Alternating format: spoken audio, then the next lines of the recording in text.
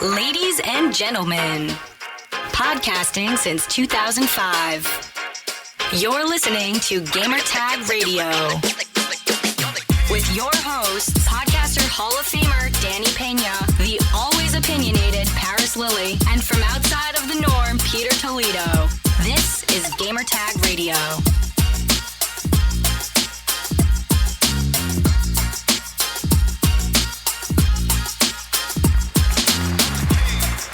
All right, welcome to a brand new episode of Gamer Tag Radio. This is your host, Danny, and we have a jam-packed show today. Jam-packed show. We have daily conversations, interview with Mega Man, reviews, also 2 games, Sniper Elite 3, Ultimate Edition, and also Trine 4. And I'm also going to be adding a panel that was recorded during Comic-Con, which is Marvel Avengers. The whole voice cast was there talking about the game, how was it working behind the scenes, and this is when they also revealed the new character, Ms. Marvel, which is Sandra Saad. She's in the panel too, and it's very cool. I'm going to play that audio. So we have a lot of things here for this episode. I hope you enjoy this. So get ready. Enjoy. Send us your feedback or questions. Give us a call at 786-273-7GTR. Email us at fanmail@gamertagradio.com or leave a message on speakpipe.com/gamertagradio. And now, daily conversations. Hello. Hey, Paris. Hey. What's going on, man?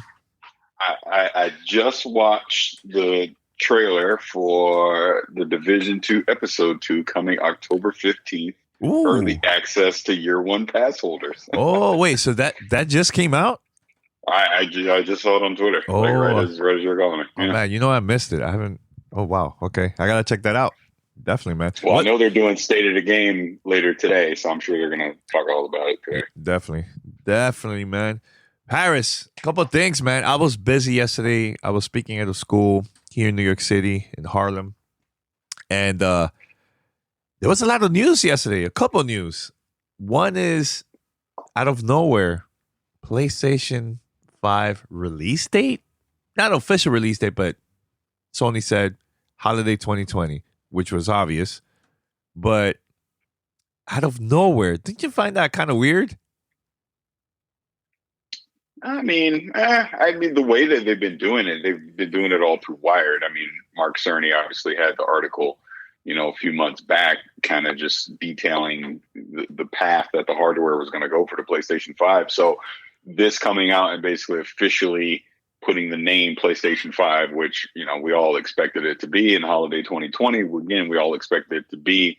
Doesn't surprise me. Mm-hmm.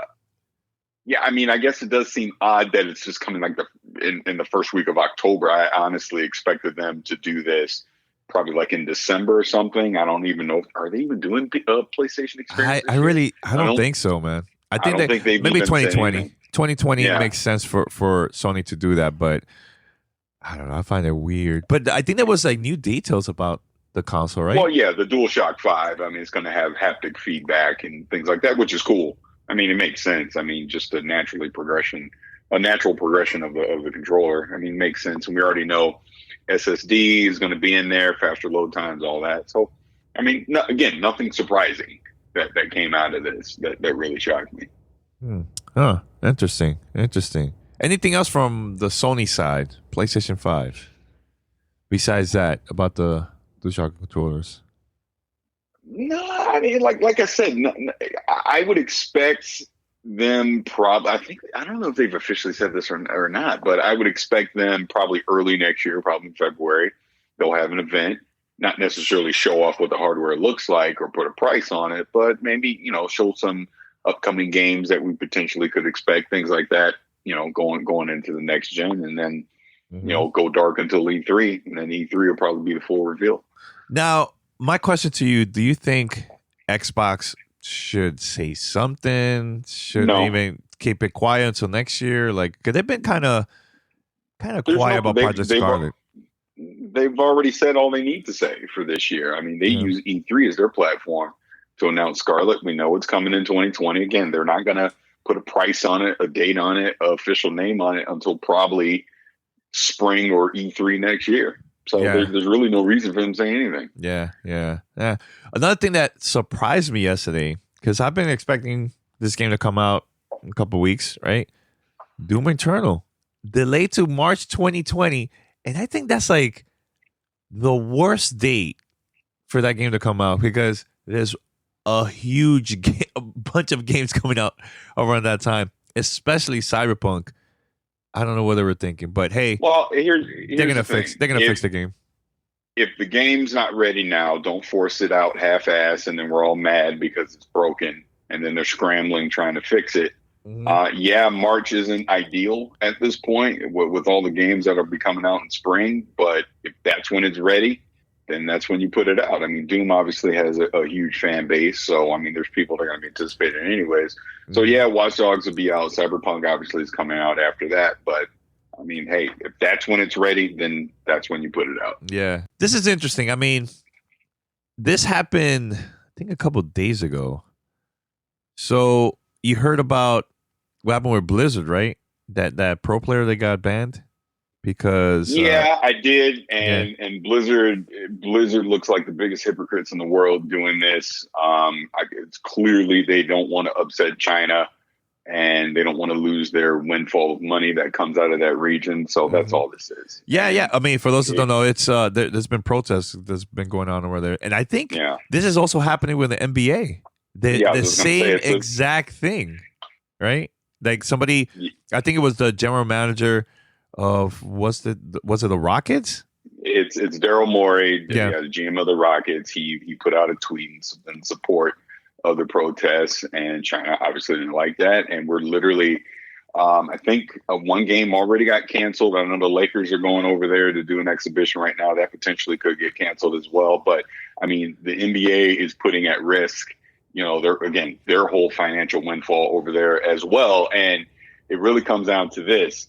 Do you care about money or do you care about standing up for what's right? Yeah. And it's the same instance for NBA, and it's the same instance for Blizzard. Blizzard obviously has shown their hand, and they care about money. And BlizzCon is going to be fascinating this year after this. Huh. Why do you say that? Why do you say that, Pat? Because everyone's pissed off at Blizzard. Yeah. I mean, this is greed. This is money. So you think about BlizzCon last year, obviously with the Diablo mobile fiasco, everyone was pissed at that. Now you do this right before the next BlizzCon, people are going to be pissed about that again. Hey, look, here's the thing. Yeah. And I say this all the time. People don't, people like to not think this, but it's true. All these companies care about is your money. That's it. That's all it is. It's a business. They are trying to make money.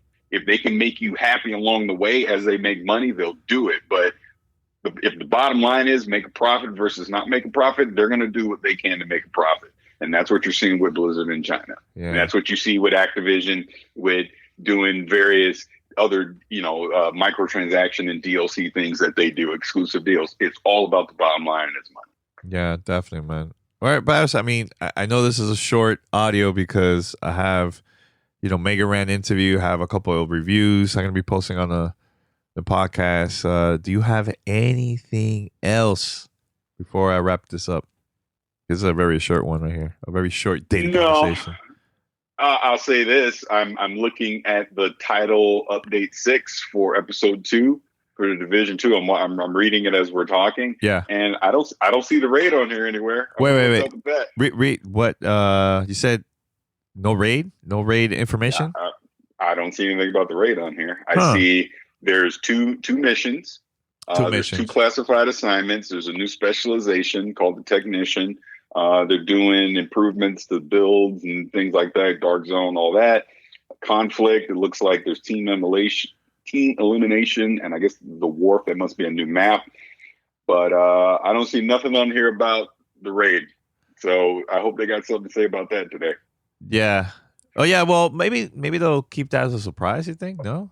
Maybe. I'm like I said, I'm just reading what I see in front of me. So. Yeah. Okay. All right. Well, there you have it, folks. Thank you for listening to Daily Conversations. This is a short one, but we have more content coming in here on Gamer Tag Radio. Thank you, Mr. Paris. Yeah. All right. As always. You're listening to Gamertag Radio.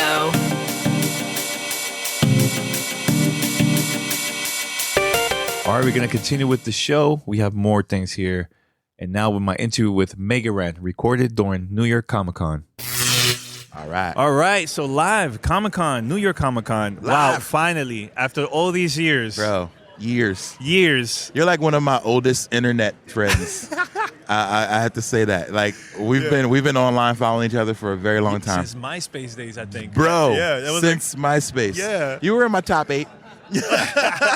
Yeah, so everybody, Mega Ran, man. What's up, man? What's going on, bro? Wow. This finally, is crazy. dude. Yeah, like it's been maybe a decade. You know what I'm saying? Yeah, I think a little bit more than a decade. More than that. When was it you started music-wise? Like I started like and- 06. 06. Then I became Mega Ran in probably 08 or 09. So the first time I heard about you, I used to get emails from you all the time. Like, I got a new track, and I think I did play a couple of your tracks on our show way back. I can't remember. That's what's up, man. Yeah. Yeah, dude. And I remember always, you like putting out the call, like, "Hey, man, you know, if you got tracks, send them through." Yeah. And I was like, "All right." And like, I think from then you were on the email list. You know. Yeah, that's good, man. So let's go before Mega Ran. Let's go, deep into how you got into hip hop, man. Wow. Man, I liken it to one day where the coolest guy on my block, this guy named Raymond, used to rock these really dope shades, and he used to have a boom box like the Ghetto Blaster. Yeah. And he used to play Eric B. and Rakim. And then the next day he started playing, like the summer, he would play It Takes Two, Rob Bass, DJ Easy Rock. Yeah. It takes two to make. So he would come down the street playing that all the time. And I was just like, what is that beat? That beat is just something.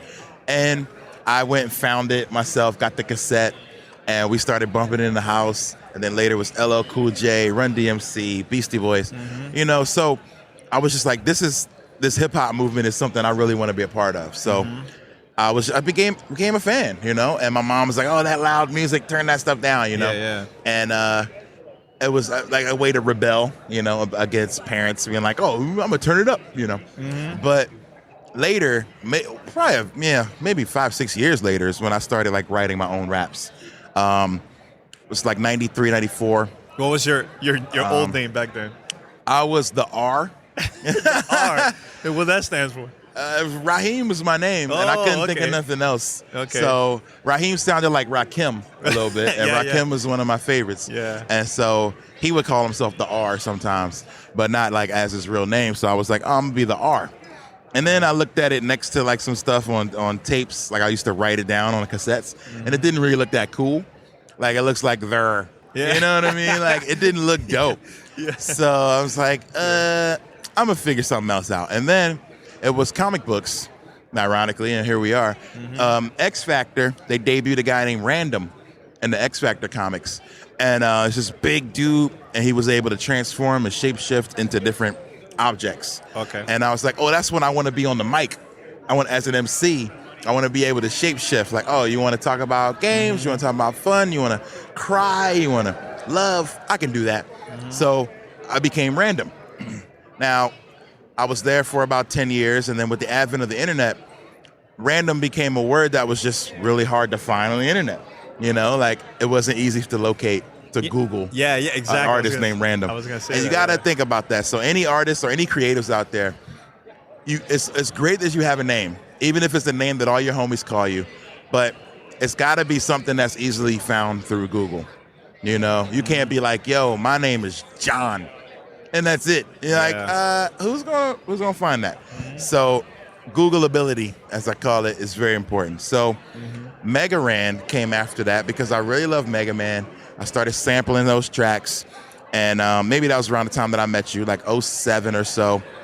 And it was video game related, so a lot of video game folks started like being like, oh man, we need music for our shows, our podcasts, our things. And my music fit right in with that.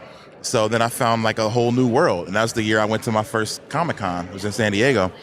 And I was just like, man, there's a whole world of geeks and nerds like me who are also hip hop heads, you know? So that really encouraged me because I was making my music, but just for me. But I didn't. Then I discovered that you can put it out on the internet, and then it can be received by a whole other group of people. Yeah. And create a fan base. You know. Yeah. So I do remember the first time I heard about you. I think either you hit me up or I think it was through Capcom. I think there was something. Maybe. For Mega Man, I think you did a track for them or I did. Promo. I can't remember, like exactly. I said, it was all around that same time. Yeah, yeah. 2007, I made an album called Mega Ran where I sampled Mega Man stuff. And then Capcom heard it through MySpace.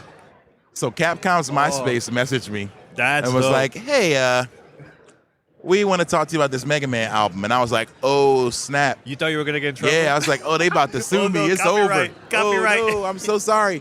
And they were like, don't worry. We're not trying to sue you. We actually love it.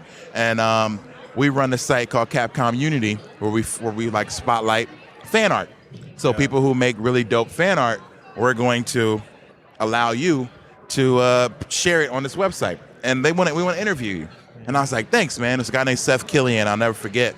Seth went on to do a lot of cool stuff in the industry, went to Sony and things like that. So then another person came on with Capcom who was like, hey, I'm taking over. We're working on this retro-styled Mega Man game called Mega Man 9. And how would you like to make some music about it? And I was like, of course. Let me hear the music. And then that was when I wrote a song called Splash Woman.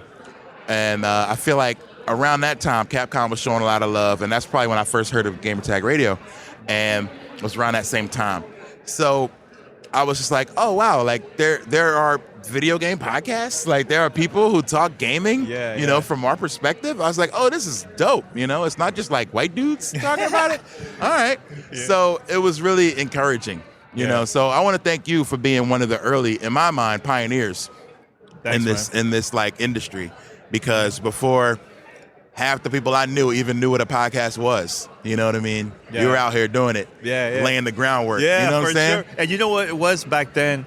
It was hard for me to actually promote it. Like, oh, it's a hip-hop and gaming podcast. So people will start calling us ghetto and being tough. I'm like, wait, how we're being tough? We're just hip-hoppers, like, you know. Yeah. So was it hard for you too, like at that time, like coming up like that? Yeah, dude, I've struggled with that a lot. This is the first time I really talked about it, but like, I've had issues like that too, where people hear hip hop and they're like, "Oh no, it's too edgy for me," you know.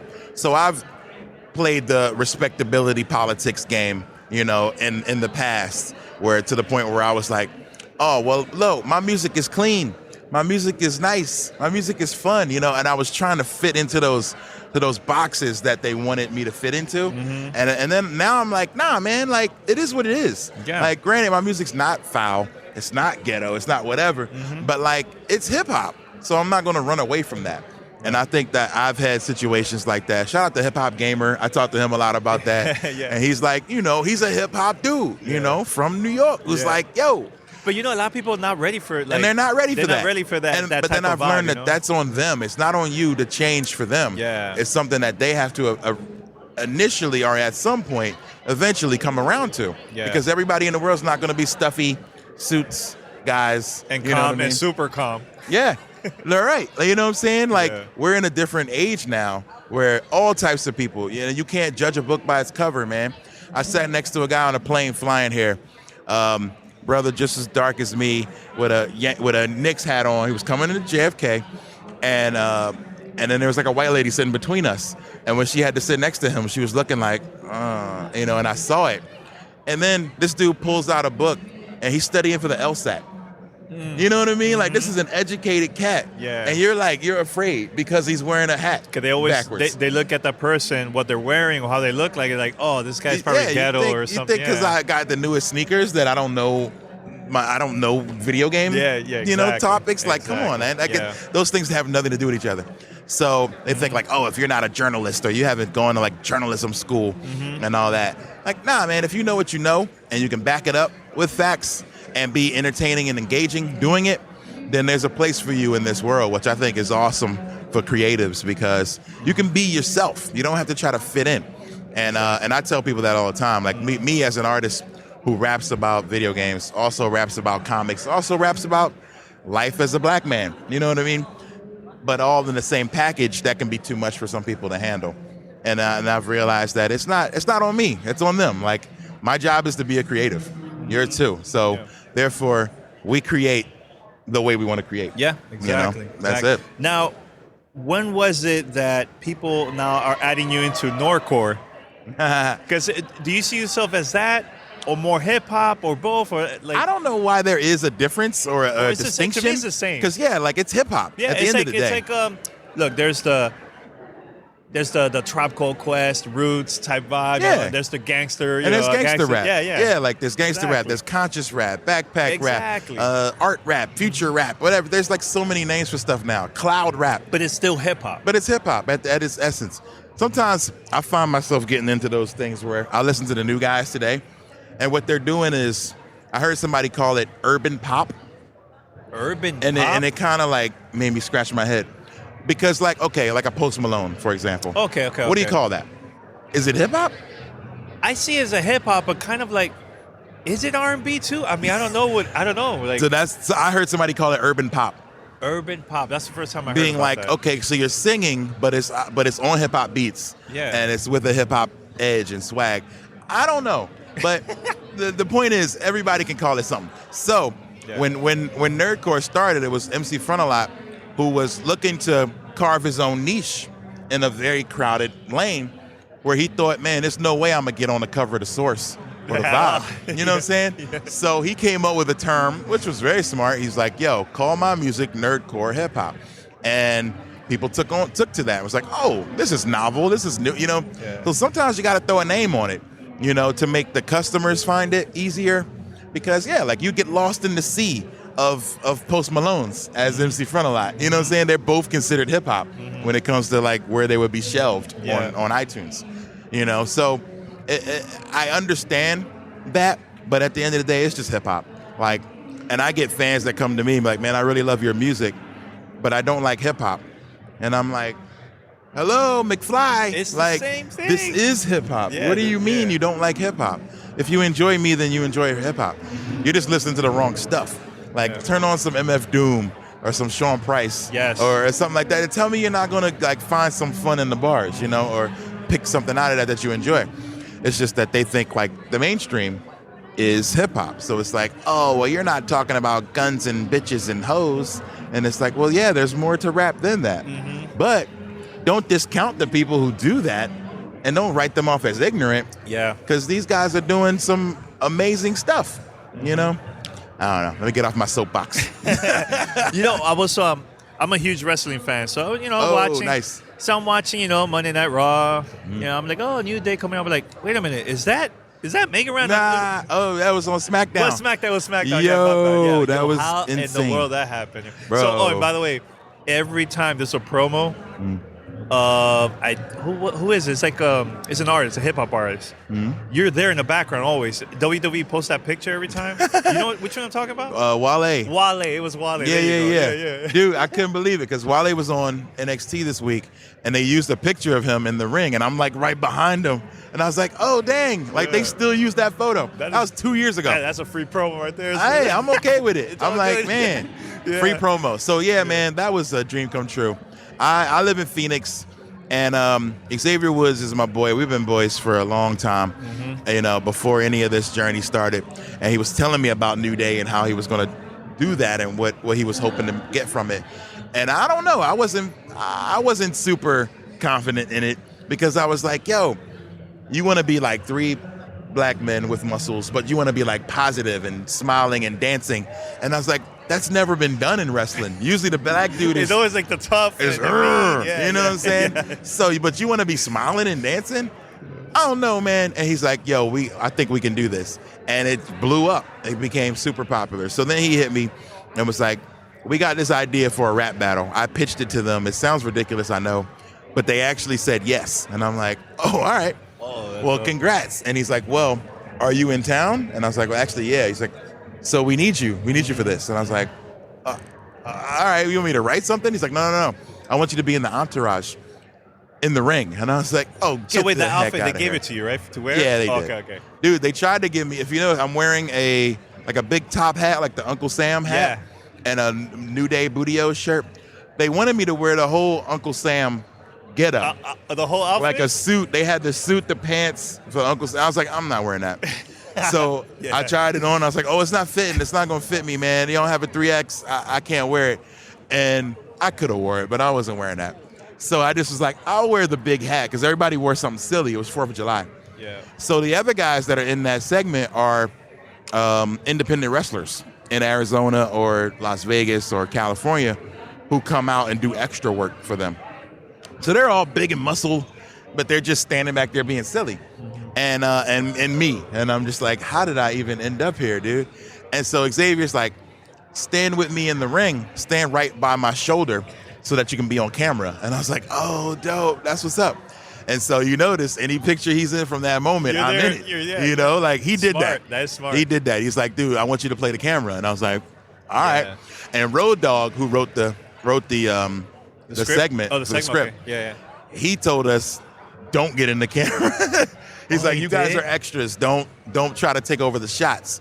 And then Xavier will be like, yo, man, stand right here. You'll be in the shot. That's dope. So he looked out for me.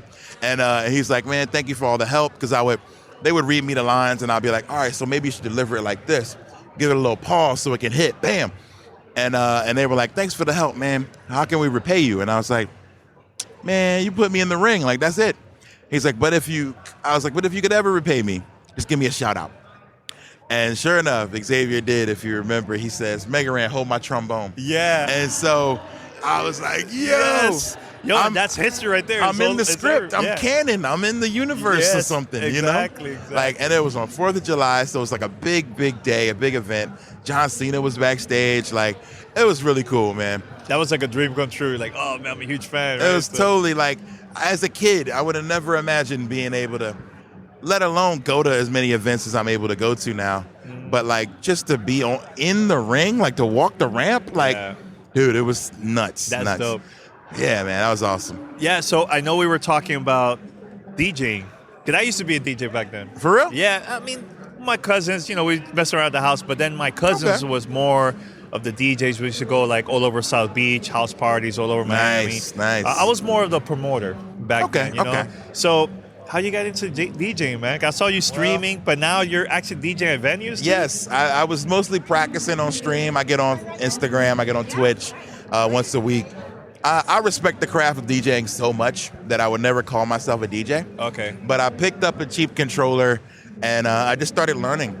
I was like, they say when you stop learning, you stop living. So I was just like, I want to pick up a new skill set. And mainly because I get a lot of requests to do shows like at maybe like E3 or GDC or Comic-Con. And a lot of corporate events, they want a DJ. They don't always want a rapper. Yeah. Maybe an MC, but they just want a DJ, somebody to spin some music. And I'll be like, man, I have to give that gig up to somebody. You know what I'm saying? How many times are they going to come to me and I say, nah, I can't. So I want to be able to say, I can do that, or at least I can try. My mentor, my man iRock in Arizona, told me, he said, to make it in this world as a creative and a freelancer, you have to be a yes man. And I was like, what do you mean? He's like, when somebody asks you, how do you do something? Or do you want to learn how to do something? You have to say yes. Like, you got to be one of those guys who, like, yo, do you know anybody? Like, if somebody asks you, do you know anybody that can DJ? You could say no, or you could be like, you know what? Actually, I used to do this thing, or I can find you somebody. Yeah. Because if you're the guy who says no, or I don't know, they're not going to come to you for help. You're not going to get the opportunity. You know what I'm saying? So you're going to let opportunities go away. Yeah, So he's like, you need to be able to say yes, or I can try. Like never be like, I don't know, I can't help you, because then you're not helpful and you lose those opportunities. So I was like, I can learn. And then I got on Amazon, ordered me a controller, and then I spent a week learning.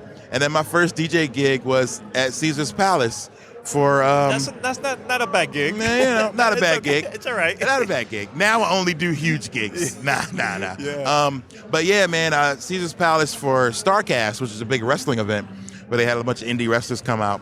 I got a chance to DJ that, and then after that, it was like an E3 party I DJ'd, and then I've only done like 5 gigs. Okay. But right now, it's like I do it to complement what's going on. Yeah. Like I'm not out there like, hey yo, it's DJ Mega Man, yo, get in the mix. But you're multi-talented though, man. Like you have all type of different skills, man. I think you have to in this world, man. Like when you don't have a 9 to 5 and you don't have a paycheck coming at the end of the week, you gotta learn as many things as you can learn while you still can. Like there's gonna be a moment we wake up and be like, oh dang, I'm starting to forget stuff, or oh dang, I don't have the energy I used to. I can't go to Miami, then come back and go to New York and then go to LA. Like I don't want to do all those things. So while I'm able to and young, I just want to be able to pick up as much knowledge as I can, Yeah. I was going to mention to you, I'm going to ask you, I know right now you've been traveling a lot, doing gigs everywhere, not only DJing, but, also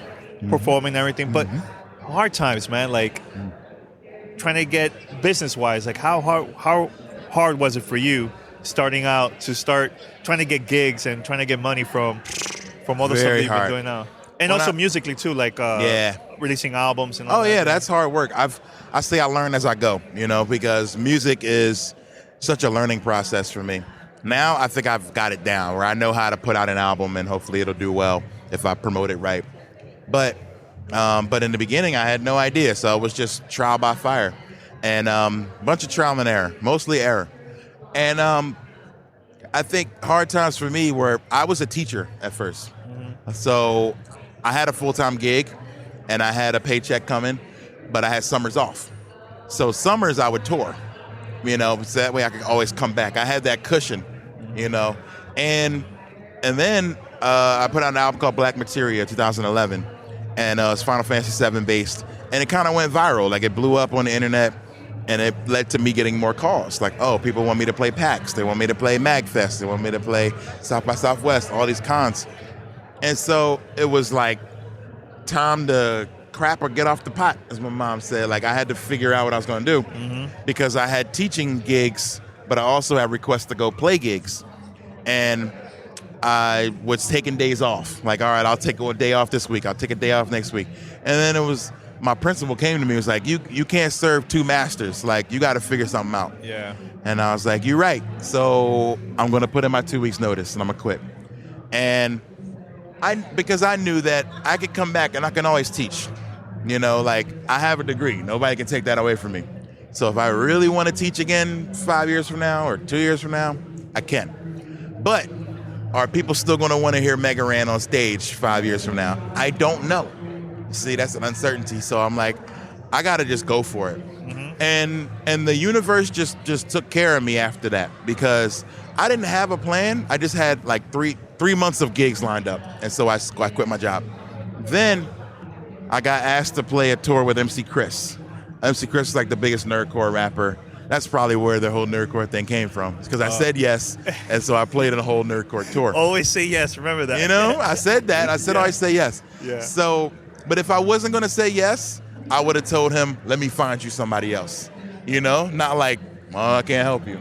I'd be like, let me recommend someone to you. That way I'm still being helpful. So I took it because it was a 3-month gig. And it was like shows in places that I've never been to in my life. So was it national or international? It was national. We did 60 dates in about 45 dates in like 60 days. Man. So we played every state. And it was nuts. We started in Pittsburgh, did the whole entire country, and then finished in New York.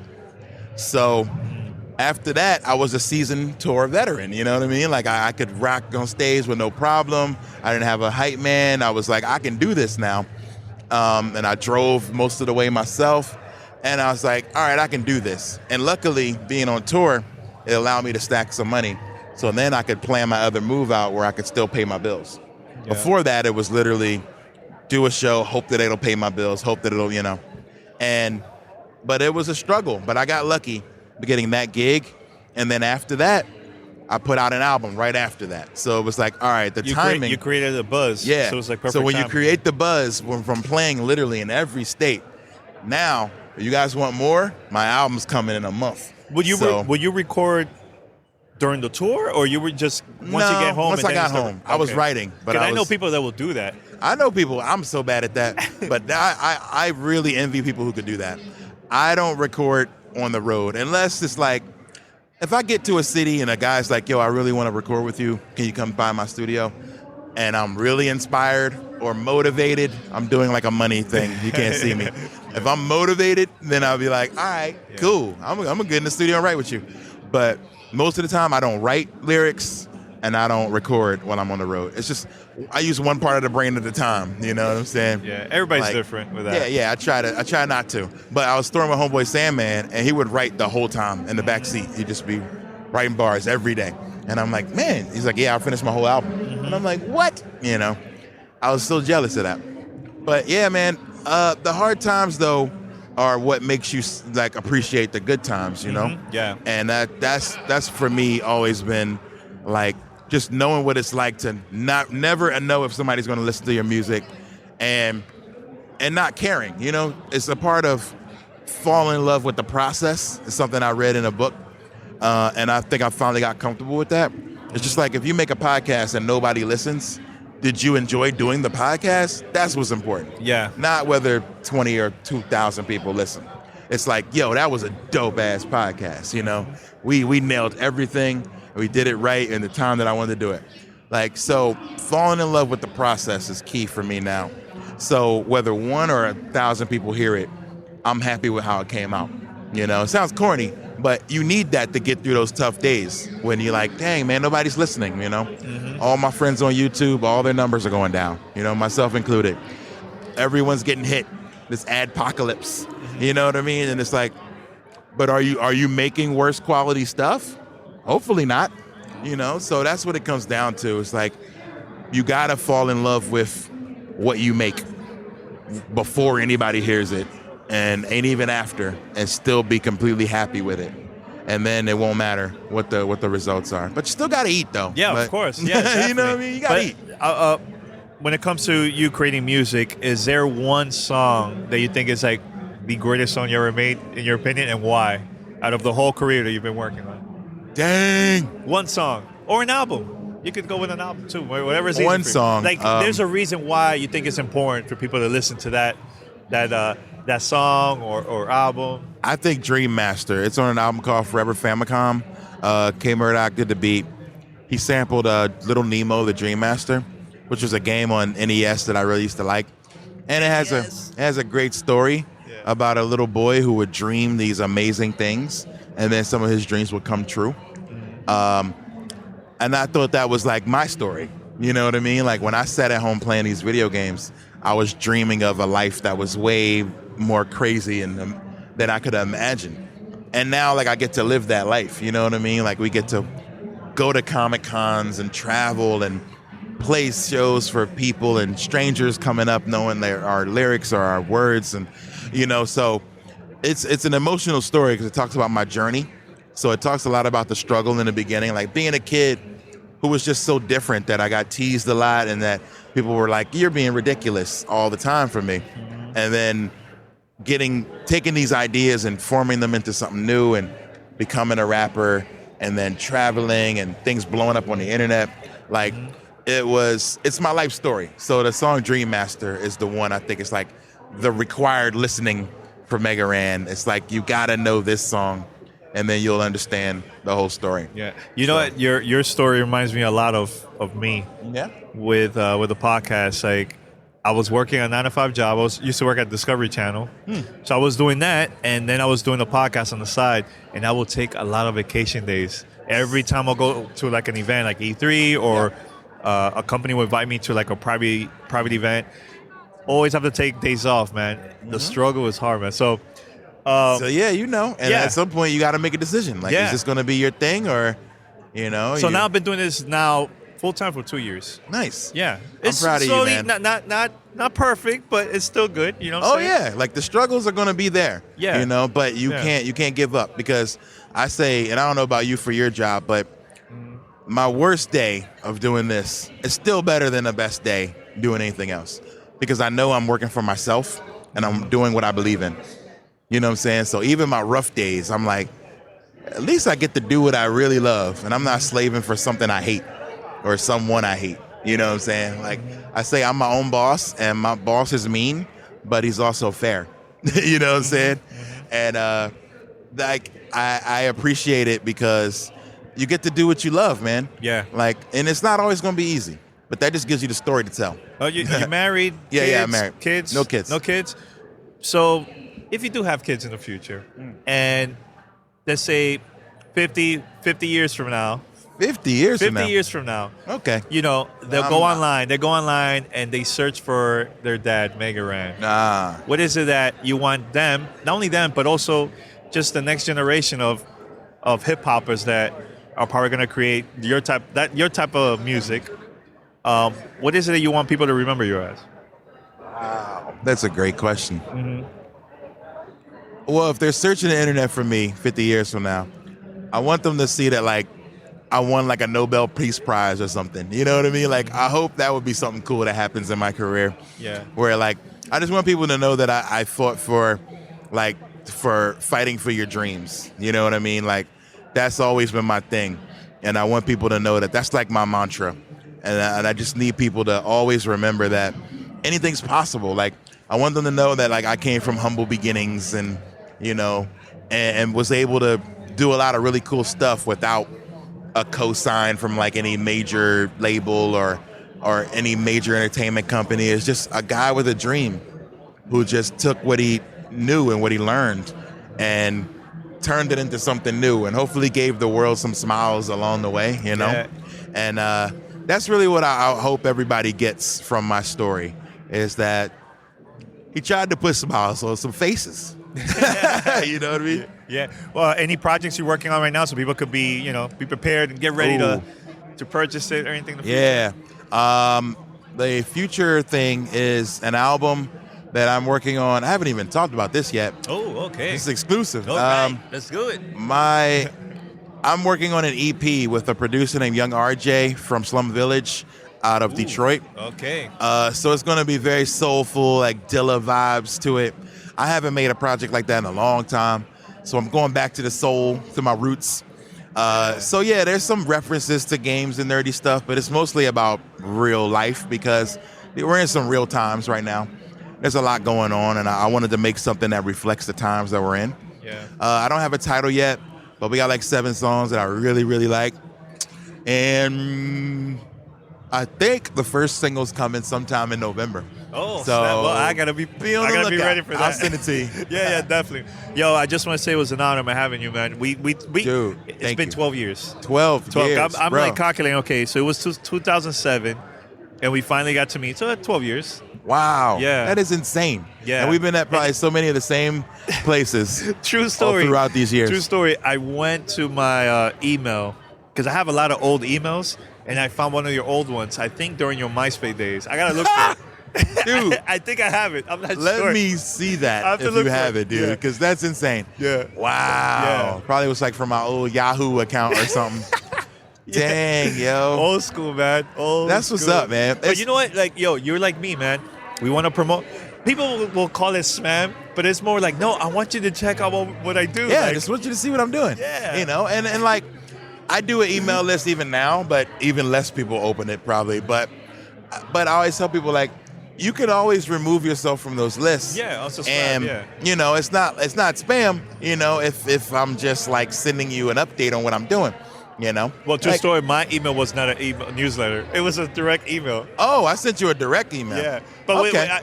I know there was other people. in that email too. Good. Yeah, Okay. Dang, yeah. that's crazy. Yeah. I was spamming back then. Wow. Hey, I started like that. I get on people now, like be like Facebook tagging like 99 people Yeah, in you're their like, oh, posts. come on, man, why you it's doing like, this? I'm not in this post. Why are Yeah, you doing that? Exactly. Wow. Nah, but I just want to say thanks for joining. I know Comic-Con is super busy. You're a busy guy. Dude, And I thanks just wanna for say making thanks. time, man. Yeah, thanks a lot. No problem, dude. All right. You're the best, dude. Awesome, man. Thank you. Yeah. This is Gamertag Radio. Voicemail at 786-2737-GTR. All right, so this is my first time playing Sniper Elite. So this version is called Sniper Elite 3, the Ultimate Edition. This game came out a few years back. I know I remember seeing it on Xbox. Never got to play. I know Pete will mention it here and there about that game, that he really enjoyed Sniper Elite. So this version is for the Nintendo Switch. And it came out a couple years ago, but this is the first time for the Switch. Now, is it the Ultimate Edition? Well, according to Rebellion, they're the developers of this game. Yes, it is the Ultimate Edition. Now, I'm going to mention very quick the stuff that's new in this game that's exclusive for the Nintendo Switch. Local co-op and multiplayer. So yes, in addition to online, Sniper Elite 3 Ultimate Edition supports local wireless multiplayer for the first time.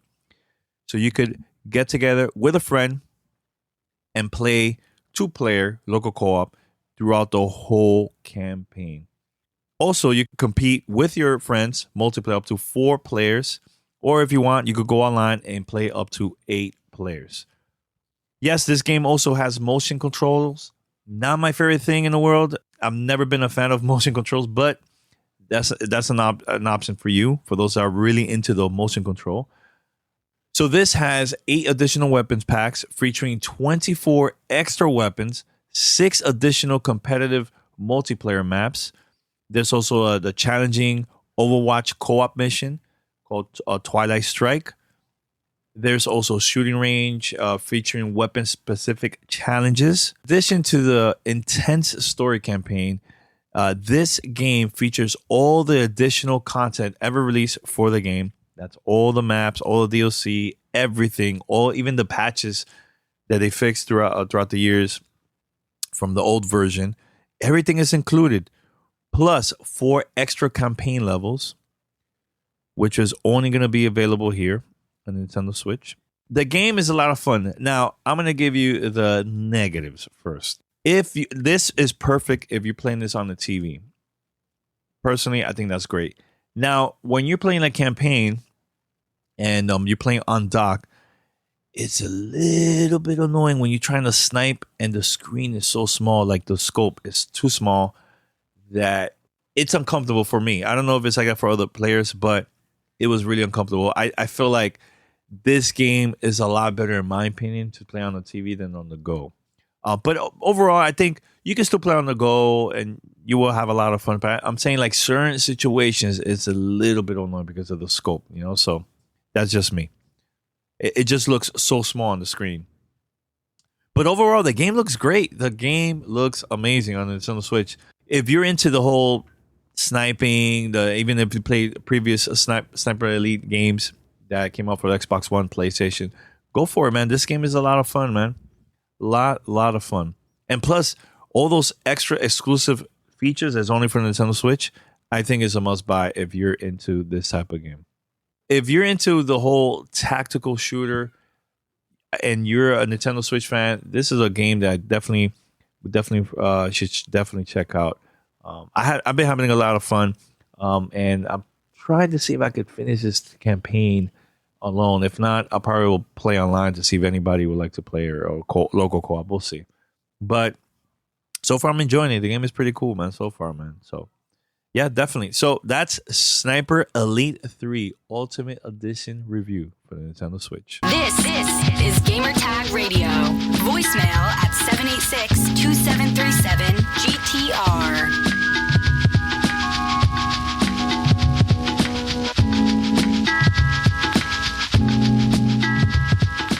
All right, the Trine series returns. And this one is called Trine 4, The Nightmare Prince. Yes, all 3 heroes of the best-selling adventure series are back.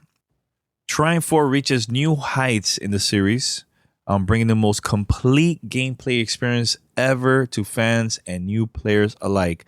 And this game, the version that I have, is for the Nintendo Switch. So, what do you do in the game? There's going to be explored, unique design levels. The graphics looks beautiful. If you never played the previous games, the developers have done a great job always designing the levels, and it has puzzles and everything. Even the music is breathtaking. This one also have local and online multiplayer where you could play up to 4 players online, or even local co-op, which a lot of games don't have that. And I love that local co-op experience because you could play with your friends, family, everybody can join this. So, like I said, I enjoy the story of this game and also puzzles. I love the puzzle solving, and it's not crazy difficult. You could figure it out if you play it on your own, but I think it's a lot better once you play co-op. Solve puzzles solo or with friends that feature, of course, fire, air, light, magnets, electricity, and more. Now, the more you play, you unlock different abilities and new amazing skills. So this game is going to be available for $29.99. That's the regular version, and also there's an ultimate version, an ultimate collection, which is $49.99. This version, there's platforms you can get on PlayStation 4, Xbox One, Nintendo Switch, or PC. I have the Nintendo Switch version, and I've been having a blast. Been having a blast with this game. So let's talk about the puzzles. Each level will offer more challenging puzzles, and it encourages you to work together when you're playing multiplayer with your friends. There is going to be checkpoints. So let's say a player has dropped in the middle of the level, right? You can still save that and continue the game later. But also, if you start the game, you have an opportunity to go with the classic mode, which allows one of each character to exist at a time. Or you could play the unlimited mode, which this version allows multiple characters while you're playing at the same time. So in classic mode, there is a few puzzles. They're different than for multiplayer. But the limited one, the majority of these puzzles is designed for multiplayer. So I think if you want to have a more challenging experience, in my opinion, you should definitely, and like if you're playing multiplayer, then you should definitely pick unlimited mode. I've always been a fan of this game. I think I played the first one. What was it? I think it was for the Xbox One. So the first one that I ever played was Trine 2 on Xbox One. So this is going to be my first one that I played for the Nintendo Switch. And I highly recommend it. I think this is a lot of fun, especially multiplayer. But let's say you're on the go and you plan on your like by yourself, you could do that too. This is a game that you definitely check it out. So do this whenever you get the chance. Go to YouTube because there's a lot of preview videos right now of this game. So just look for Trine 4, check out some gameplay videos, and you decide from there. But if you want to try something different and cool, and it's an adventure game, platform style, and there's puzzles, go with Trine 4, The Nightmare Prince. I think you're going to enjoy this game a lot. Highly recommend it. Send us your feedback or questions. Give us a call at 786-273-7GTR. Email us at fanmail@gamertagradio.com or leave a message on speakpipe.com/gamertagradio. So I recorded this panel during New York Comic Con, and this is from Marvel Games. Is about the new Avengers game that's coming out next year. The whole voice cast, they were there, and also Sandra saw that she plays as Miss Marvel in the game. That's when they revealed her character, and I recorded the whole session. It was really cool to get to hear behind the scenes stories working on the game. So check it out. I told you there was more earlier, and Bill, I said there was a lot of content. Yes. And we are not done. No. We are not done. And I hear, Bill, that you have assembled. That's the key word. I'm going to say it again. You have assembled another group backstage. Yeah, so is it time to bring out the creators behind Marvel's Avengers?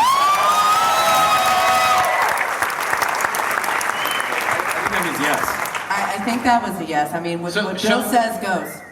Shall I bring out the first guest? Yes, please. Yeah, so from one creative director to another creative director at Crystal Dynamics, Mr. Sean Askai.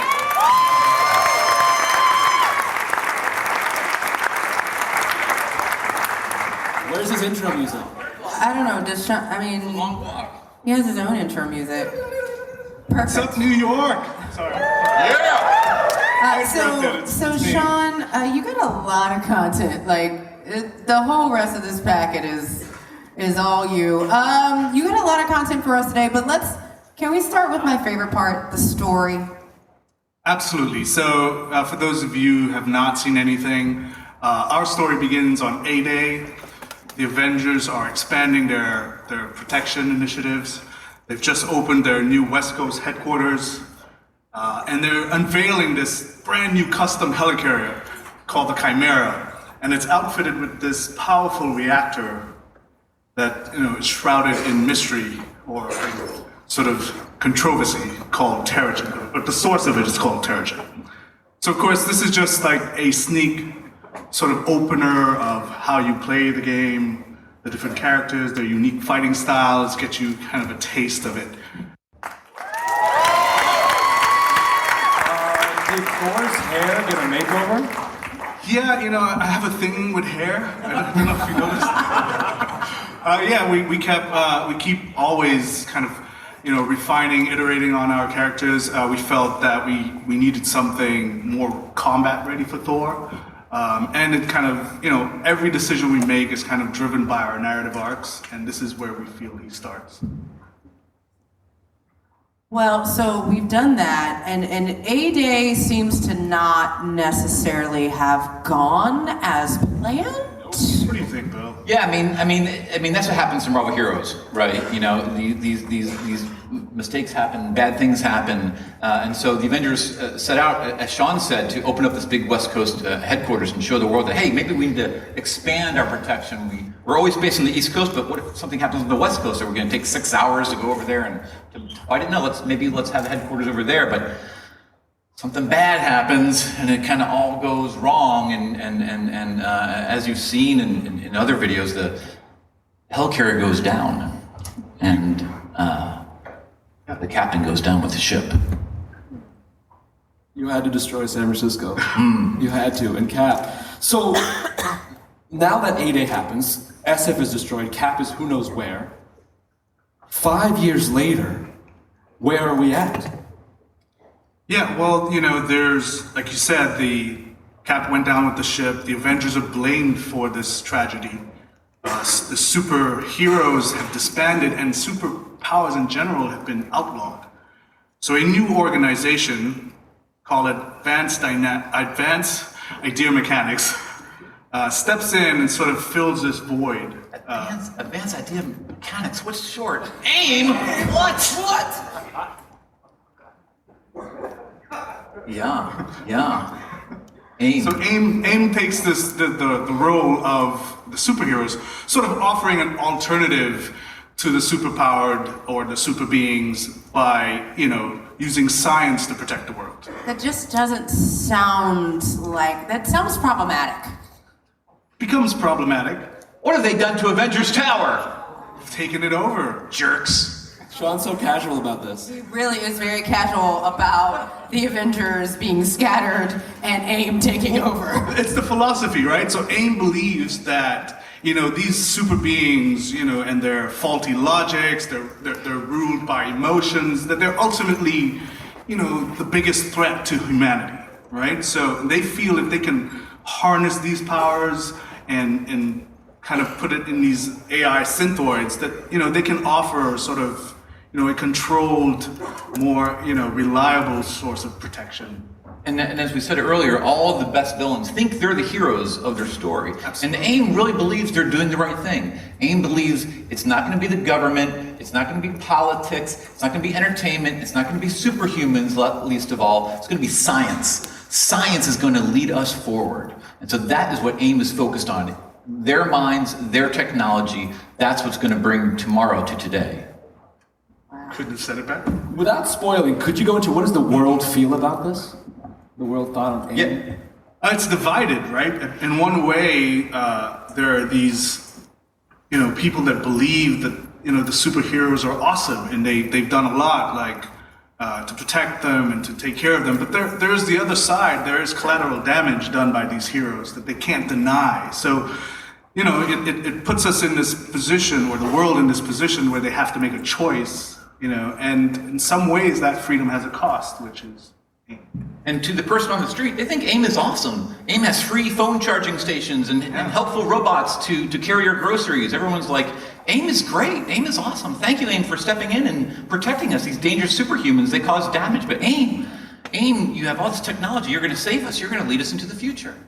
Well, even though we have a disbanded Avengers, we still do have the Avengers in this game, which is great. And this original storyline about how all this happens, no spoilers, we actually would love to assemble, I get to say it again. Great, cool. Get to assemble the performance actors on stage. You think we should do that, Josh? All right, so coming to the stage now, Jeff Shine, who plays Steve Rogers, Captain America. Travis William, who plays Thor, Odin's son. Laura Bailey, who plays Natasha Romanoff, Black Widow. Nolan North, who plays Tony Stark, Iron Man. Troy Baker, who plays Bruce Banner.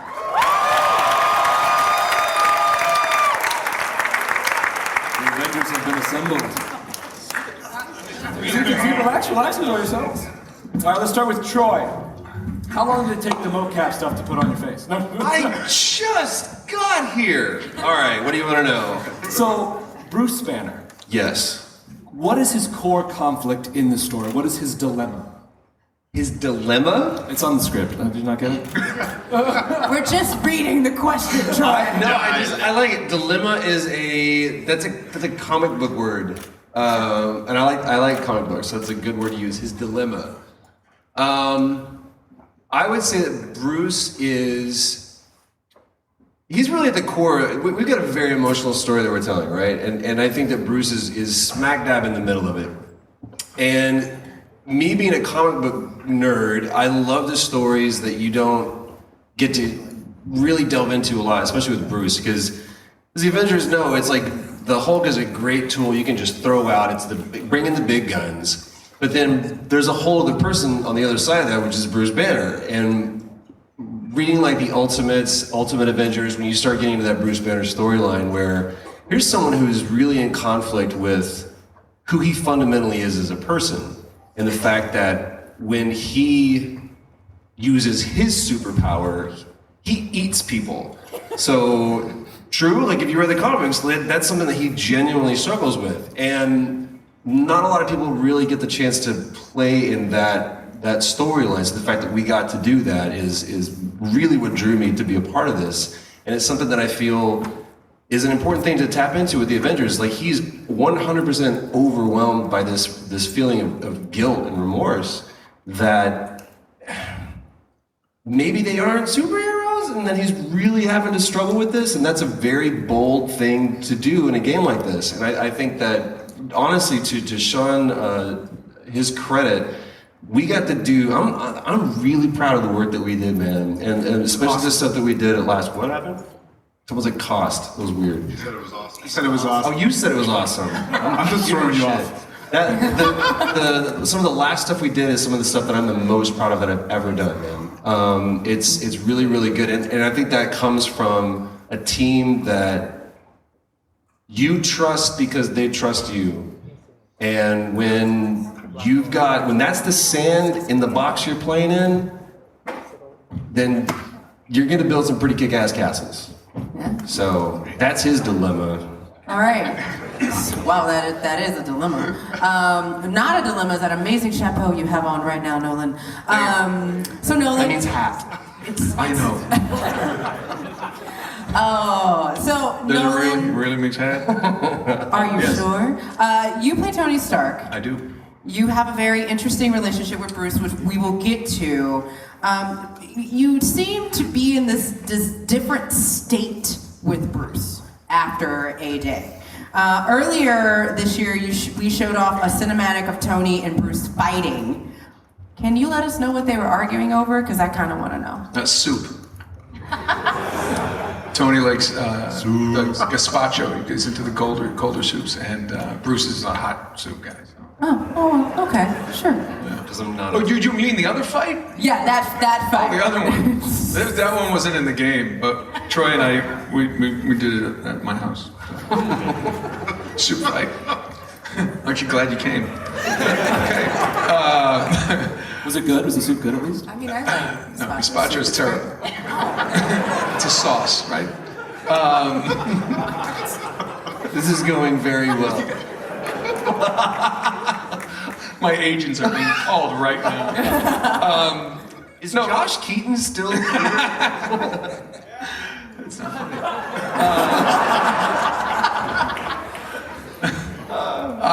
Well, if Bruce is the guy who wallows in his guilt, I think Tony's the guy who wallows in his denial. They're at odds with each other, Tony is the guy who loses everything in this, and I think it's a point where he's the guy who thinks that the ends justify the means, and he's the guy who he knew that the tech was unstable. He knew things could go wrong, but hey, it's Tony Stark. Nothing's going to go wrong, and it did. And I think he struggles with that. So he and Bruce, Bruce is the first one to say, you were wrong. And Tony really doesn't like to hear that. And Nolan doesn't like to hear that. So especially from Troy. It's Troy, right? Yes. So it's a very interesting dynamic. It was a lot of fun to play, and anytime we get to play in that sandbox, if you will. It's a great metaphor. It's a good metaphor. It's a good metaphor. You're going to get a little sand in your britches. No? We should stop. You should stop. So while you guys were filming, how many times did Sean have to go, can we focus, please? Yeah, all the time. All the time. Who is Sean? Every moment. I love that. All right, Laura. So during A-Day, the prologue, we really see Black Widow take control of the group, right? Cap is on the helicarrier. What happens to Black Widow after A-Day? Oh, wow. Well, I think Widow, after that, feels particularly responsible for what happened. Cap left her in charge of the bridge, and even though her instinct was to return to the Chimera, she ignored that. And so she saved hundreds of civilians, yeah, but her friend, her leader, Cap, is gone. And on top of that, she underestimated Taskmaster, right? She didn't see his true intentions. So by all accounts, Widow feels like she failed hard. And that feeling causes her to do what she does best. She goes rogue. She goes undercover and seemingly abandons the Avengers in her quest, in her desperate hunt for the truth. A good story. Man. Could have said it Such a good better. story. Shady biz. Speaking of a good story, Travis, you were also there. Thor Odinson was there. He was. You're kind of, in my mind, you're the same people. Thank you. They are. Yeah. How does the mighty god of thunder react to A-Day? And where is he? Good question. He doesn't take the events of A-Day in stride, that's for sure. I think he feels incredibly disappointed in the group. I think given their success in the past, he had sort of lost sight of some of their faults. He suffers from a touch of arrogance, maybe a little overconfidence, and probably a competitive side, in particular with Tony. There's always a little give and get there, and their enemy is an intelligent one. They laid some pretty clever traps that they fell into very, very easily. And I think in the absence of Cap, when he goes down with the ship, he takes a look at the group and sees that really no one is worthy to lead this group, right? Not even this god among men is not the same as Cap was to the Avengers. And so he makes the choice to put the hammer down. Hammer's down. What? All right, Jeff, Don't cry yet. we gotta talk about it, Jeff. Cap went down. Yeah. Where's he now? Down. What happened? What happened to him? Shortest answer ever. In our hearts forever. But I mean, you find Steve in this really tough spot in the beginning, and that's part of the burden of leadership, where you got to make tough choices, and he makes a choice that ultimately leads to him sacrificing himself for the team, and he goes down. And that leaves a huge void. In my opinion, Cap is kind of like the North Star for the team. He's a point to center around, and so without that, there's all this like fragmentation. And then it really just becomes a question of how do you fill that void and how do you get this group back together? Were you a North Star for your team on camera and off camera as well? That's almost exactly how I think of it. It's like you know me. Oh man. Okay, so my feels are there. I know everybody else is there, but we're now 5 years after A-Day at this point. So the heroes are disbanded. None of you sound like you're emotionally as characters available to bring them back together. Wonderful way to put it. How does that's a great question. Yeah. How does this resolve, right? Do you guys want to know how this resolved? Yeah. We brought a trailer just for you guys to see. Exclusive trailer. I think we should play it. What do you guys think? Yes, please. I thought we were talking about soup. Wait, what about soup? No more soup. Later. Wait, this is a game? What is your name? Kamala Khan.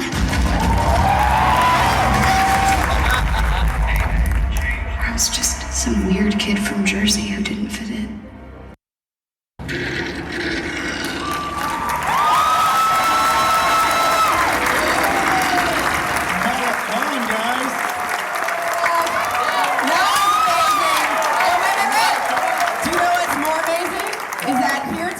Right now is the performance artist behind the voice. Please welcome to the stage, Sandra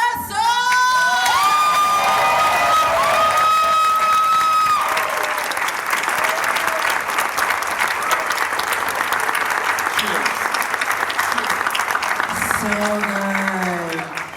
All right, look, I get it. We have a lot of Avengers on stage, but this is new. We just found out. I have a lot of questions for Sandra.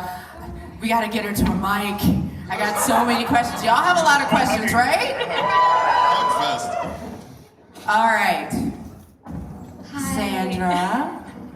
Well, congratulations. Hi. Hi. The world knows now. Oh my gosh, guys. What? All right, so we'll start from the very beginning. The soup. What? Not the soup. All right, we'll start from the very beginning. What did you How did you prepare for this role? Girl, let me tell you. A lot of research. I had so much fun reading all the comics, and there's so much material out there about her, and it's just super fun to read. So it's not like research; it's just like fun. And all my talks with Sean and Bill and Eric, and there's just so much support on this. Like I could just like turn in any direction and talk about Kamala to anybody, but everyone is always quick to remind me how similar I am to Kamala, and that I didn't have to reach very far. So were there so obviously there were parts of the character that you felt like you connected with. Huge hands. Can you She's tell huge us? hands. Can you envision? Canny. Oh yeah, when I eat gluten, girl. Me too. We'll talk after the panel. Sure, you've got a lot to talk about. But yeah, so sorry, what was the question? So were there were parts that you connected with Kamala? Mm-hmm. Oh yeah. I mean, I'm a first generation American, like Kamala Khan. And with that comes a lot of stuff, right? You grow up not really being able to relate fully to anybody, and you grow up with a lot of that teenage angst because you're not fully accepted anywhere, and so there is a struggle that comes with that. But I mean, I'm fully accepted here, so whatever. That's actually a perfect segue. You're the new kid on the block. Yeah. So how was it working with these amazing Avengers on stage? Do you have any secrets behind the scenes? Oh my gosh, how amazing was it? No Was it just the prep. best? It's all about Troy, clearly. What? Sorry. That was a joke.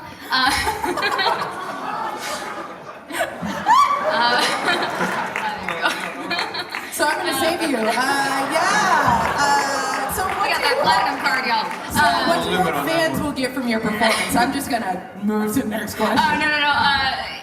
Yes, I am the new kid on the block. I've never been on a mocap stage before or anything. And like I said, there is so much support that comes from every single direction. And like, so easily am I able to be like, hey Nolan, can we run lines? Is that cool? Be like, yeah, kid, let's go. But imagine your first time ever on a mocap stage, like, you don't know what this is gonna be. You don't know how many like cameras and lights and people there are gonna be everywhere and like all the stuff you gotta wear, right?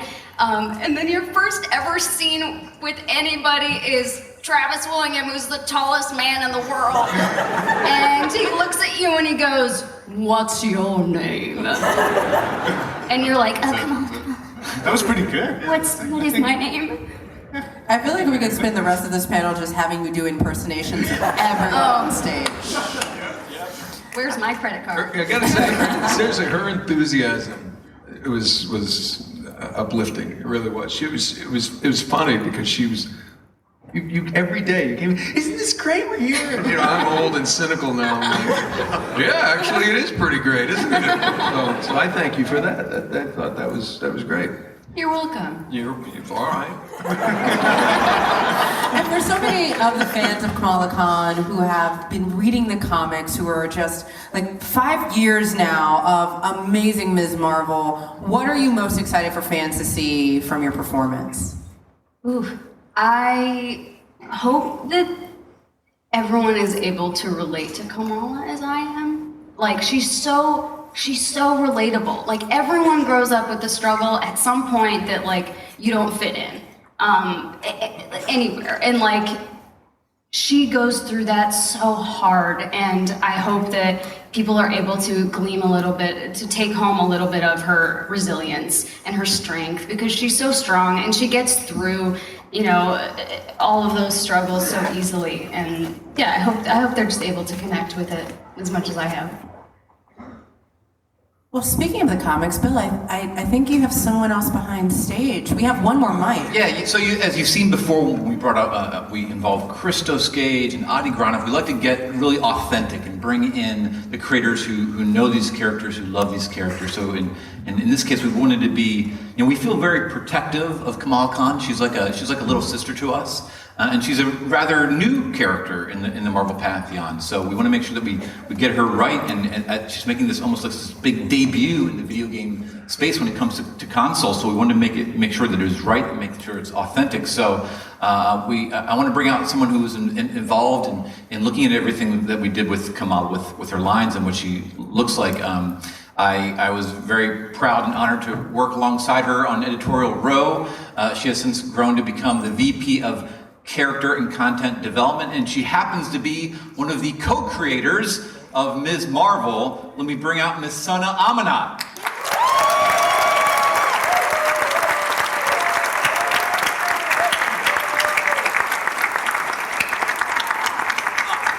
That cover is hanging on the wall up at Crystal Dynamics. It was such a big inspiration, and if you remember what Kamala was wearing, she's wearing that t-shirt, so we're really paying attention to the details and being as authentic as possible. And Sana, what is it like to see Kamala in this huge game? So weird, dude.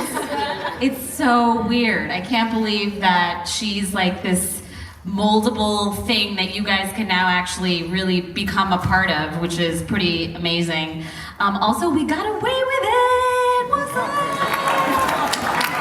We tricked y'all! And I don't know if you saw that video before of her and they put together the fighting, and is there anything that stands out in seeing her in motion and seeing her in those really emotional scenes? I mean, my favorite part was the end because that's like the most Kamala of it all. She's always thinking about what she's eating next. Yeah. That's very much her. No, it's just really, I really appreciate like how Crystal Dynamics, you guys all really captured who she was from a power set, but also from her personality and like using her powers in a way that, I don't know, just seeing it come alive. Like we just work on it in the comics and we can do whatever we want, and now you guys actually have to pay for that.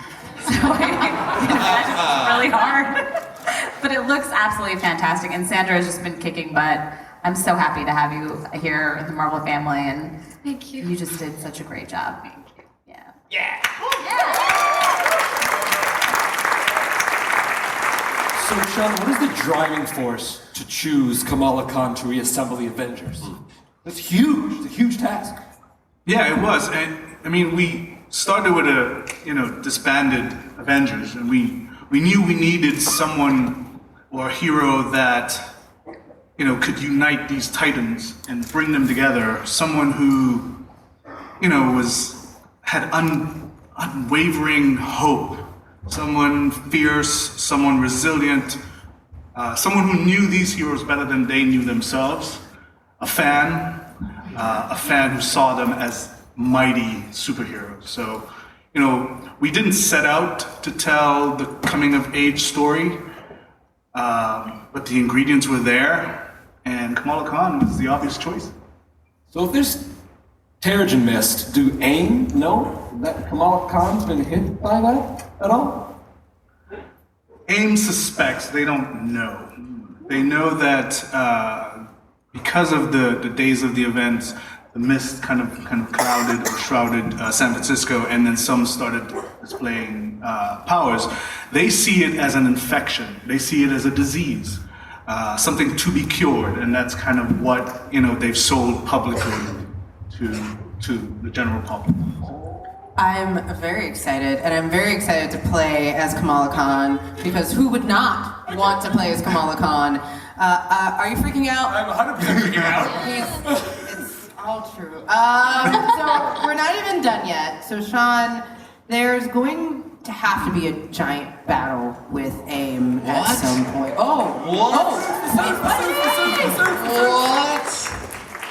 Oh, so you've answered my question. They're cool suits. Great. So good. See, I didn't even have to say anything. You didn't. You just showed. I just showed stuff. Much better. That's what you do, Sean. So good. Can we talk about what we just saw, Sean? Is that possible? You saw Kamala. Can I say that? Kicking ass? Yes. I said it already. This is a T+ game. You're fired. I'm leaving right now. No, Did we you- have a did you panel see the tomorrow. hands? Don't go anywhere. Told you. Hands are big. Handling her business. Exactly what he said. Oh, well, I know there's going to be a lot more. There's a lot of inspiration here. Sean, can we talk about some other cool suits that are in the game? Yeah, in fact, I'm pretty excited. I mean, one of the awesome things about collaborating with Marvel and, just using the sort of huge database, 80 years of history to draw from, is also having a collaborator that lets us, explore our own thing, as long as we earn it narratively. And here, this is a moment, which I'm about to show you guys, where the Avengers are all ready to take on AIM, and Tony Stark provides them with their new suits, and it's called a Stark Tech suits. You got to see this. Bring it. Right? So you can see it's inspired by Tony, right? Arc reactors, huge shield plates. It is killer. I need it. I want it. Yeah. And you see I gave Thor my hairdo, right? Like, I was like, I needed some part of me in the... Good job. Not just my hair, Sean. It's true. So there's a lithograph as well, right? What? There's more? There's more? Another New artwork? world premiere. So you're about to see up a lithograph, and again, we always want to be authentic. So we got Marvel artist Mark Brooks to draw this litho. Isn't that amazing? And as part of the Avengers signing that's going to happen at the Marvel booth, we will have the cast sign this litho. It's incredible. Do we, as cast members, also get that? I have a follow-up question. Yes, I'm answering for them. Yes. Sweet. Can mine not be signed? What? Fair enough. We mentioned something at E3, and Square Enix is partnering with PlayStation to bring some amazing surprises and some unique benefits to PlayStation fans. And one of these benefits we're about to unveil right now that PS4 fans get the beta first! There will be more details on that in the future, so keep your eyes peeled. All right, you know everybody just wants to know when the game's available. Cool. I got that. So Marvel's Avengers will be available May 15th, 2020 on PS4, Xbox, Stadia, and PC. This is what's next for the Avengers, y'all. So please make sure you visit the Marvel booth 1354, that's 1354, and the fandom booth 462 in order to play the A-Day demo for the first time in America. But we're not done. Sean, what do you have up your sleeve? You have more for us? What do you want players to know before they play the game? I'm drawing blank. I'm kidding. They told us you had more knowledge, Sean. I'm kidding. Guys, Marvel Avengers, you will play not only an original story, but you get to play Kamala Khan's coming of age story. How cool is that?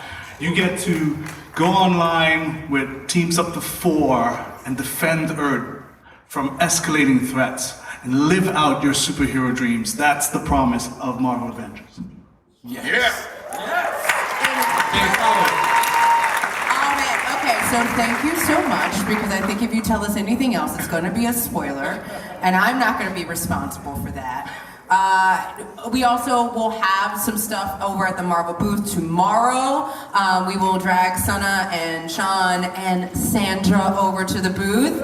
And I hear Sandra might have a surprise for us? Oh yeah, I brought something for you guys. Only for the people in this room.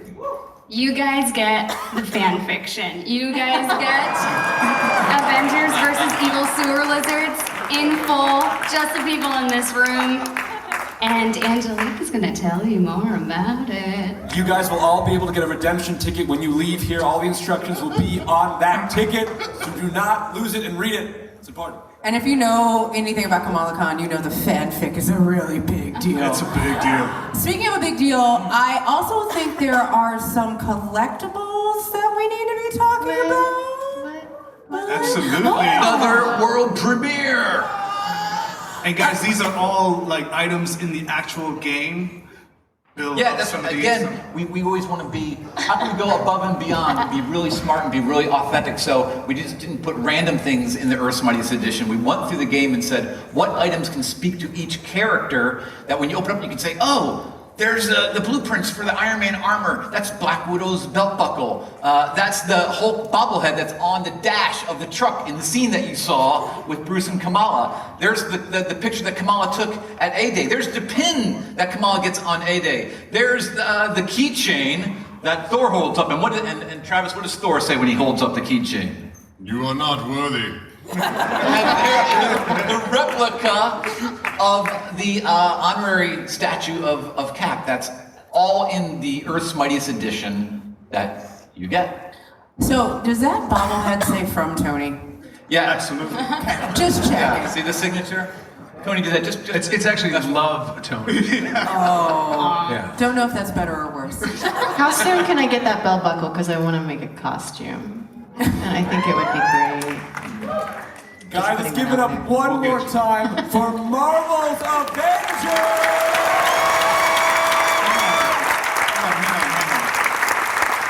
Oh wait, there's more. Something's wrong. Yeah. Oh wait, there's supposed to be. I feel like. Oh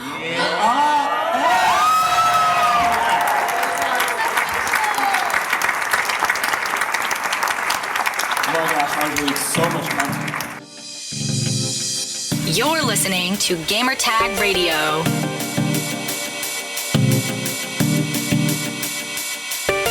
All right, so we're going to wrap it up here. Gamertag Radio, brand new episode, the 971. Thank you so much for listening. And remember, head over to gamertagradio.com, post your comments and feedback. Go to speakpipe.com/gamertagradio. Join our Discord. Very active over there. We have our community that's always posting and interacting and posting news and talking about what's going on, about all kinds of stuff, not only about video games. So join our Discord channel, discord.gg/GTR. That's discord.gg/GTR. Thank you for listening, and we'll be back next week. I'm out. Peace.